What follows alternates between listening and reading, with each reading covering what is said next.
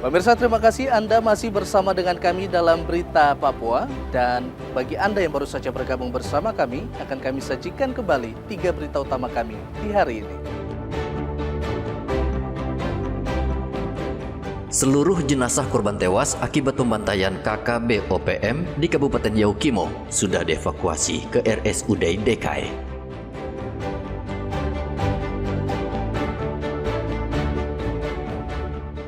Nelayan di Pelabuhan Merauke digegerkan dengan penemuan mayat di atas kapal ikan.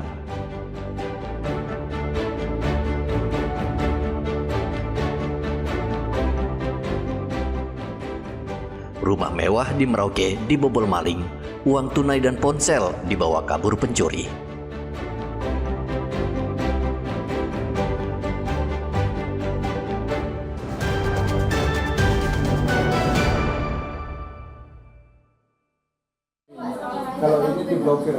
Salah satu rumah mewah di Jalan Prajurit Merauke, Papua Selatan pada hari Sabtu jadi sasaran kawanan pencuri.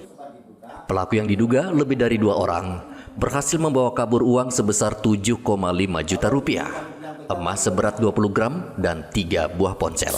Dari hasil olah TKP, Polres Merauke menduga pencuri masuk ke dalam rumah melalui jendela.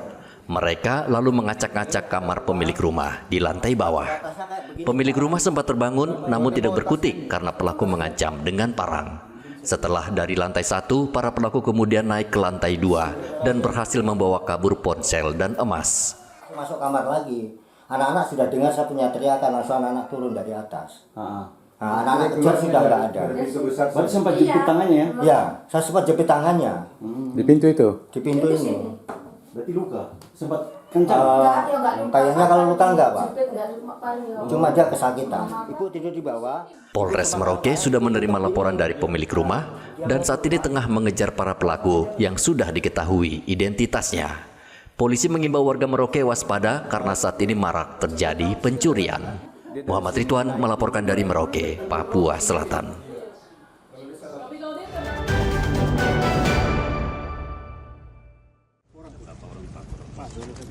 Kepolisian Resor Puncak Jaya memusnahkan barang bukti alat perang dan senjata tajam hasil sitaan aparat gabungan TNI Polri dari konflik antar para pendukung pasangan calon bupati dan wakil bupati Puncak Jaya. Barang bukti yang dimusnahkan terdiri dari 700 anak panah, 460 busur panah, 2.500 katapel, belasan kampak, 500 parang, dan 2 pucuk senapan angin. Seluruh barang bukti dibakar dan dihancurkan di lapangan alun-alun Monumen Roh Kudus Mulia pada hari Sabtu. Kapolda Papua Tengah Brigjen Alfred Papare mengatakan pemusnahan ini menjadi simbol perdamaian antar para pendukung pasangan calon sehingga tidak ada lagi korban jiwa akibat konflik. Ini barang bukti yang kita sita selama ini tidak pernah kita kembalikan atau tidak pernah kita berikan kepada baik 02 maupun 01. Ada isu bahwa polisi kasih kembali, itu tidak benar. Ya, semua terkumpul. Jadi sebelum saya tanda tangan, ini yang kita bakar hari ini atau kita musnahkan, ini anak panah sebanyak 8.789. 8.789. Tali busur, talinya itu ada 460 buah. Menurut Kapolda Papua Tengah, situasi Kabupaten Puncak Jaya, Papua Tengah saat ini sudah aman. Kapolda mengingatkan masyarakat untuk tidak mudah terprovokasi dan menjaga keamanan di wilayah tersebut. Konflik antar pendukung pasangan calon bupati dan wakil bupati Puncak Jaya terjadi sejak November 2024. Konflik itu menyebabkan 12 warga tewas dan 658 orang terluka, serta 200 bangunan rumah dibakar massa. Dari Puncak Jaya, Papua Tengah, Hendra melaporkan.